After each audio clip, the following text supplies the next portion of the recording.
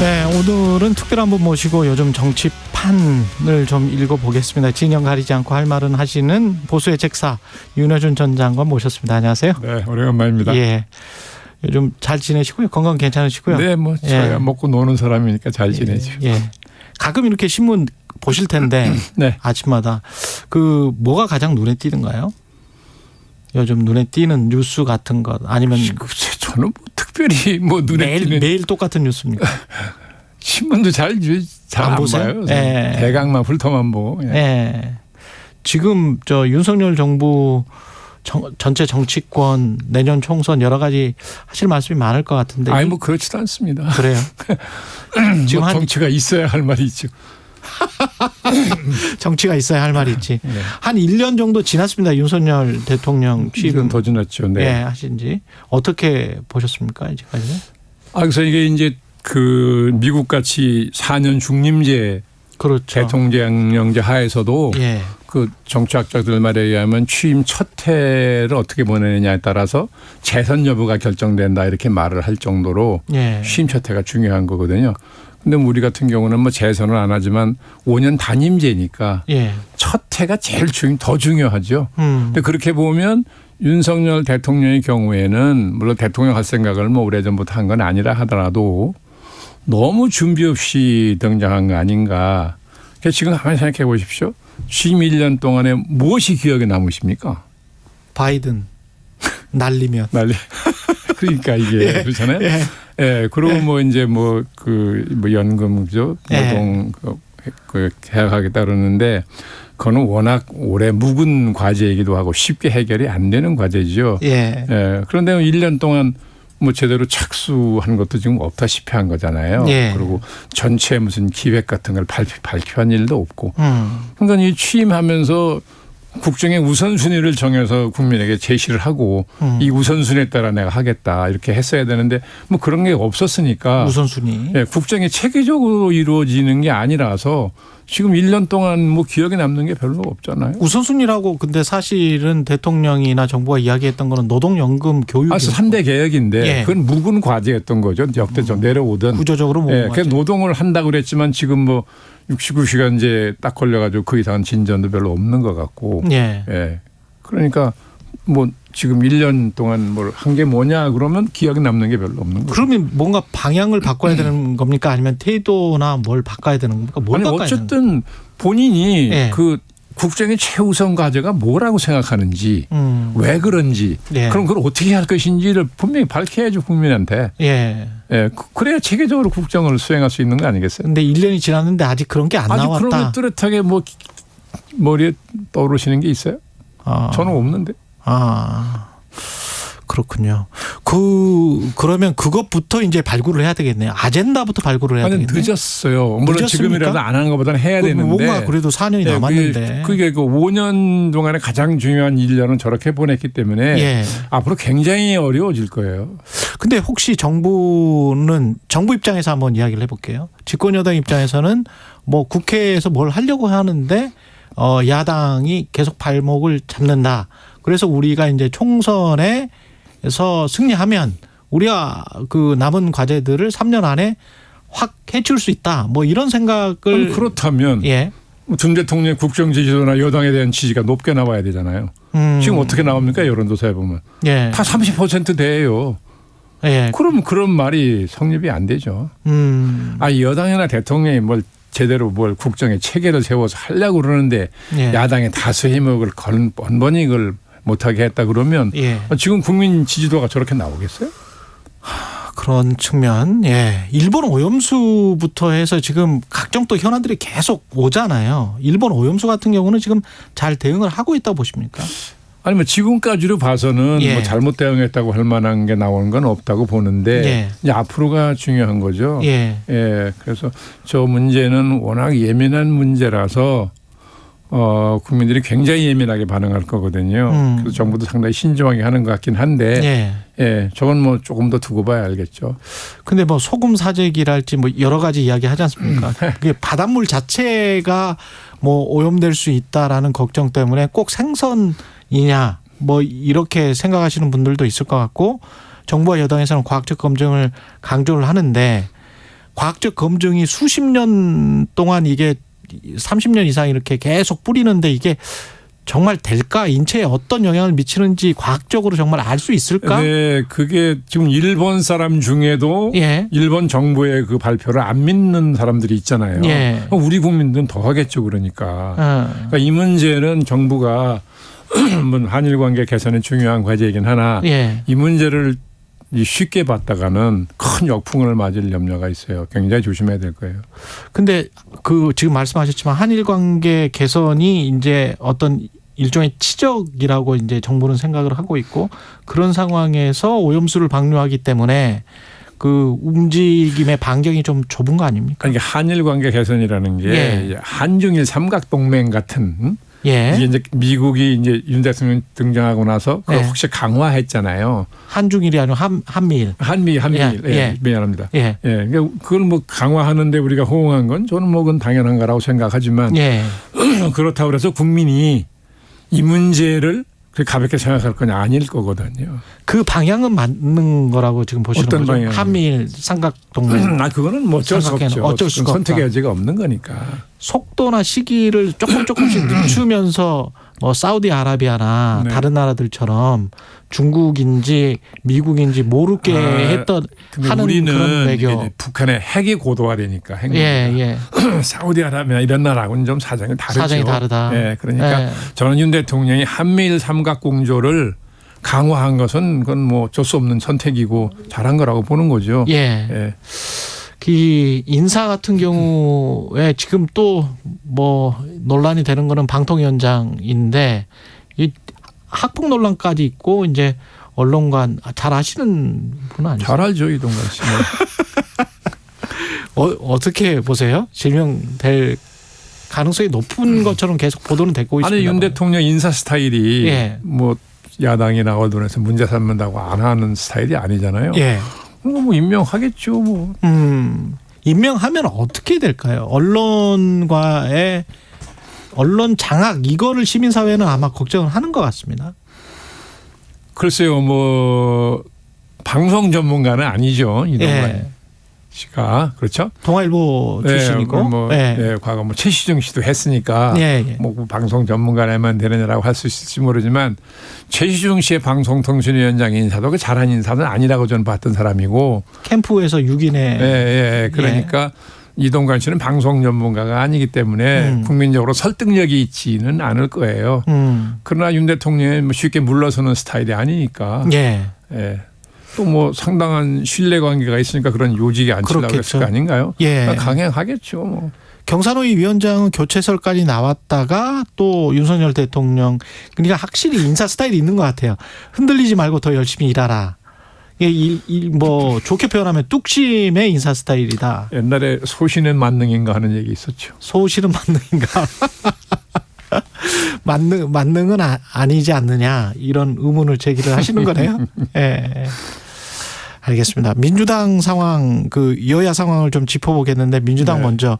민주당은 이재명 사법 리스크 좀 있다가 돈봉투 그다음에 김남국 코인 의혹 뭐 이렇게 줄줄이 사탕으로 계속 나오고 있습니다. 수렁에 빠진 것 같잖아요. 예, 수렁에. 나오려고 허우적거리면 더 들어가는. 근데 그 빠져나올 수 있는 가능성이 있습니까? 그러면 확률을 얼마나 보세요? 아니 지금 뭐 저 정도 상태에서도 지지도가 비슷하게 나오니까. 적대적 공생관계 아니에요? 전형적인. 예. 전형적인 적대적 공생관계죠. 어차피 아무리 이래도 예. 뭐 민주당 입장에서 보면 검찰이 우리만 잡고 그러기 때문에 그래서 또 국민들이 약간 좀 꺼림칙해서 30대 30 정도로 봐주는 거 피체 아니에요? 고정 지지층이 지금 강고하게 단계되어 있는 거잖아요. 예. 피체 그거 믿고 있는 거잖아요. 그렇죠, 지금. 그렇죠. 네. 그러니까 예. 뭐 서로 그러니까 저쪽 탓을 할 수 있는 공생관계죠. 역학관계다. 근데 전통적으로 우리나라 여야당이라는 게 뭐 그런 오랜 세월 적대적 공생관계로 왔던 거 아니에요? 그 연장이죠. 뭐. 근데 아무리 그래도 지금 상황은 좀 희귀하지 않습니까? 어떤 점에서 이게 아니 그러니까 너무나 노골적이기 때문에 이런 그런 모습이 두 당 다. 그러니까 네. 윤 대통령 스타일이 좀 적나라한 걸 좋아하는 스타일 아니에요? 그게 이제 전반적으로 국정에 별로 영향- 정치적으로 이렇게 뭐 뭘 감싸거나 그런 거 잘 뭐 안 아니 하니까. 수사하기랄지 뭐 이렇게 좀 감싸고 통합 비슷한 거라도 좀 보이면서 이렇게 갔었잖아요. 최소. 근데 이제 서로 간에 이제 이러니까 뭐 보는 입장에서는 조금 이렇게 소신이 만능이라니까요. 민주당은 자체적으로는 어떻게 혁신할 수 있습니까? 지금 그 쉽겠어요. 지금 이재명 대표 개인 그 리스크 방어하려고 지금 온 당력을 거기 모으고 있는 거잖아요. 예. 그럼 뭐 다른 거 할 게 없죠. 뭐 뭘 어떻게 할 수 있게 저 상태에서 지금. 그러면 뭔가 바꾸려면 비대위 체제나 혁신위가 아주 강하다거나 뭔가 뭐를 해야 됩니까? 그럼 뭐 혁신이 이제 비대위는 대표가 물러나야 비대위가 되는 건데 그렇죠. 그런 예. 생각이 저는 없어 보이고. 예. 얼마 전에 혁신위를 띄우려고 하다가 이내경 씨인가 위원장 선정이 그렇죠. 문제가 돼서 바로 저렇게 내경. 됐잖아요. 그러니까 이 대표가 정치적으로 굉장히 심대한 타격을 받은 건데 뭐 어떡할지 모르겠네요. 저렇게 그냥 가려고 그러는 건지 후임자를 물색을 한다고 그러는데 아직도 뭐 없는 거 보면. 이낙연 전 대표가 만약에 오면은 어떤 갈등이나 이런 게 더 그렇게 보지는 않는 것 같은데 왜냐하면 예. 이낙연 전 총리 전 대표죠 당에 예. 귀국을 해도 예. 워낙 당내 세력 기반이 없어서요. 네. 그렇군요. 없어서 힘을 예. 쓸 수가 없는 상태라는 거죠. 예. 근데 이재명 대표도 사실은 소수 그룹이고 지금은 그러나 뭐 지금은 친명계가 장악을 하고 있는 거잖아요. 뒤에 또 개딸들도 있고. 예. 그러면 나중에 뭐 국민의힘에도 비슷한 질문 드리겠습니다마는 나중에 공천이나 뭐 이런 과정을 거치면서 그 분당의 가능성이나 이런 것도 여전히 있습니까? 국민의힘이요? 민주당요. 민주당. 예. 뭐 가능성으로 보면야 뭐 충분히 있다고 봐야 되겠죠. 가능성으로 보면. 공천에서 탈락한 사람들이나 뭐 네. 이런. 우리나라에서는 그게 예. 참 쉽지는 않지만. 예. 쉽지는 않지만 또 그걸 뭐 기대해서인지 아닌지 모르지만 그릇을 만들어 놓고 있는 분들도 있고 그러니까 뭐 가능성이 없지 않겠죠. 예. 국민의힘은 그 김기현 대표가 취임 100일인데 곧 네. 있으면 잘 관리가 되고 있는 겁니까? 아니면 무엇이 잘 관리된다는 뜻입니까? 당이? 네. 당과 당 정의. 당은 관리를 뭐 대표가 하나요? 대통령이 하고 있잖아요. 지금. 예. 예. 다 신복들이 당의 요직을 하고 있는 거 아닙니까? 대표는 그냥 대통령이 하고 있다. 네, 사실상 예. 당 관리는 대통령이 하고 있는 걸로 보이는데요. 제 눈에는. 그러면 그 대통령이 원하는 사람들이 공천이 많이 되겠네요. 그렇다고 봐야 되겠죠. 근데 거기에 관한 반발을 각오하겠지만 예. 그 반발을 어떻게 해결할지도 방안은 가지고 있지 않겠어요? 그래서 지금 나오는 게 무슨 뭐 공공기관장 인사나 이런 거를 좀 늦추고 있다 뭐 이런 말들이 그런 건가요? 글쎄요. 그것까지는 제가 잘 모르겠습니다만 예. 뭐 공천은 어떻게 할지 나름대로 계획을 가지고 있을 것이고 예. 거기에 반발이 있을 거 예상하실 것이고 예. 그 반발을 어떻게 뭐 설득을 하든 뭐 제압을 하든 해결할지 예. 다 나름대로 방법을 가지고 있겠죠. 그거 없이 시작했겠습니까? 그런 측면에서는 집권 여당인 국민의힘은 그 어떤 당근과 채찍이 동시에 있기 때문에 네. 야당에 비해서는 네, 그렇죠. 그래서 이제 분당이나 뭐 이런 것들이 더 안 일어날 가능성. 쉽지 않죠. 네. 그 여당에 있던 분들의 체질은 일단 권력에 대해서 이게 저항하는 체질이 아니라서 예. 예, 뭐 분당을 해가지고 다른 세력이 나온다는 거는 쉽지 않을 거예요. 그러면 밖에서 뭔가 이렇게 솟구쳐서 나올 수 있는 가능성은 있나요? 지금 현재 정치의 역학상? 지금 뭐 그런 거를 염두에 두고 움직이는 분들이 지금 현실적으로 있는 거 아닙니까? 그러니까 금태섭이나 이런 분들은 이미 움직이고 있는 것이고. 그래서 그릇을 지금 만들어 놓고 있는 거 아닌가요? 근데 조국 전 장관은 왜 갑자기 이런 출마설들이 나오는 걸까요? 본인으로서야 뭐 명예 회복 하고 싶을 거 아니겠어요? 억울하고. 네. 네. 본인 심정이야 그렇겠죠. 근데 이게 나오면 우병우나 조국 이런 잊혀진 이름들이 나오면 그 판 자체가 문재인 정부와 박근혜 정부 또는 윤석열 대통령 이런 과거 회고적인 어떤 투표가 될 그러니까 이제 가능성. 그런 분들이 네. 예, 국민들이 보기에 예, 아직은 좀 더 자숙을 해야 된다고 생각을 할 텐데요. 예. 그런 분들이 이렇게 이제 공개적으로 움직이는 것은 그만큼 윤석열 정부에 대한 국민적 신뢰가 낮아서 그런 거예요.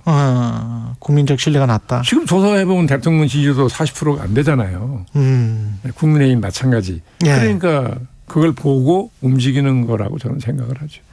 대통령의 검찰 의존도라고 할까요? 아니면 검찰 스타일이라고 해야 될까요? 네, 네. 이거는 바뀔 가능성은 없습니까? 평생을 거기서 보낸 분인데 그리고 예. 정치권에 기반이 없이 등장한 대통령이잖아요. 예. 그러니까 그걸 대신할 수 있는 힘이 있어야 되는데 그게 당분간은 검찰력을 쓰려고 그러지 않겠어요? 근데 그러면 그럴수록 너무 잘 아시겠지만 관료 집단이랄지 네. 심지어는 이제 보수 정당의 상대적으로 우호적이었던 네. 기업 쪽에서도 네. 그 사실은 좋아하지 않는. 물론이죠. 그러니까 지지도가 지금 40%가 안 된다는 얘기는 네. 윤 대통령이나 국민의힘이 국민의 마음을 못 잡고 있다는 얘기잖아요. 그렇죠. 네. 네. 그럴수록 더 그쪽에 의존하려고 그럴지 모르죠. 근데 저는 이해가 안 되는 게 그러면 뭐 노동이나 뭐 이런 것들에 관해서 뭐 이렇게 좀 강하게 나온다. 그거는 보수 정당에서 많이 있었기 때문에. 근데 이제 기득권이라고 할 수 있는 관료나 대기업들에서도 약간의 비토적인 움직임이 나오는 거를 감지를 못할까요? 못할 수 있어요.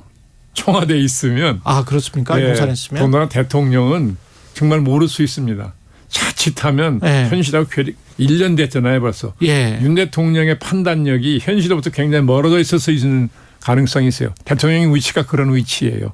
근데 지난번에 국무회의에서 관료들이 네. 그 제대로 국정 철학을 수행하지 않으면 뭐 어떤 각오해라 이런 투의 이야기를 한 거는 뭔가 움직이지 않다는 거를. 근데 저는 졸렬한 수라고 생각하죠. 그러면 공직자들이 무서워서 순응할 것 같습니까? 천만에 더 돌아섭니다. 이 공조직의 생리를 너무 몰라요 보니까. 공직사회의 생리를 너무 몰라가지고 아주 좀 서투르게 겁을 주는 것 같은데 저는 100번 저는 손해볼 거라고 생각하죠. 관료들 같은 경우는. 공직자들이 누군데요. 예. 제도적으로 책 잡힐 일을 합니까? 안 해요. 절대 안 하죠. 안 움직이면 오만인 거예요. 어떡할 건데요. 그리고 뭐 자리는 보장돼 있고. 그렇죠. 그렇죠. 그러니까 공무원이라는 건. 이건 비록 윤 대통령만 문제가 아니고 그 전서부터 어떻게 보면 권위주의 시대가 끝나고 나서 박정희 대통령은 공직사회 동기부여를 했어요. 조국 군대와의 기수. 가슴에 불이 붙었어요. 어떤 가치. 그럼요. 그래서 밤새워 일을 했어요. 그래서 짧은 시간에 산업화가 됐던 거잖아요. 그런데 그때는 국민소득이 300불 시절이고. 그렇죠. 이게 국민소득이 10,000불을 넘으면 그런 식의 동기부여가 안 먹힙니다. 진정한 현대적 리더십. 훨씬 세련된 동기부여가 있어야 되는데 이게 저도 문민정부에서 일한 사람이지만 김영삼 대통령이 문민정부를 여셨는데 시대를. 그 문민 시대에 맞는 새로운 동기부여를 안 했어요. 공직사회에. 그게 필요하다는 생각도 안 했던 것 같고 그 뒤도 마찬가지. 그러다 보면 그러면서 급속하게 관료사회가 공직사회가 정치화됐어요. 왜냐하면 이제 정치하던 분들이 등장을 해가지고 상도동 동교동이 이제 세력을 패권을 잡으니까 급속히 이제 정치화돼 버렸다고요. 근데 그런 걸 내다보면서 공직사회에 새로운 동기부여를 했어야 되는데 윤석열 대통령도 그 점에 대해서 생각이 못 미쳤던 것 같고 그런데 공직사회를 그러면 겁을 준다. 그런다고 통솔이 절대 안 됩니다. 책 잡힐 짓을 안 하는 뭐 그만 아니에요. 그럼 어떡할 건데요. 그 침묵하는 다수라는 이야기도 있습니다만 이런 식으로 가면 집권 여당의 내년 총선은 어떻게 전망하십니까? 집권 여당 입장에서 봤을 땐. 근데 야당이 워낙 지금 저 모양이니까. 뭐 마음 둘 곳이 없다. 그러니까 지금은 국민이 뭐 그냥 마음을 안정하고 있을 거라고 보는 거죠.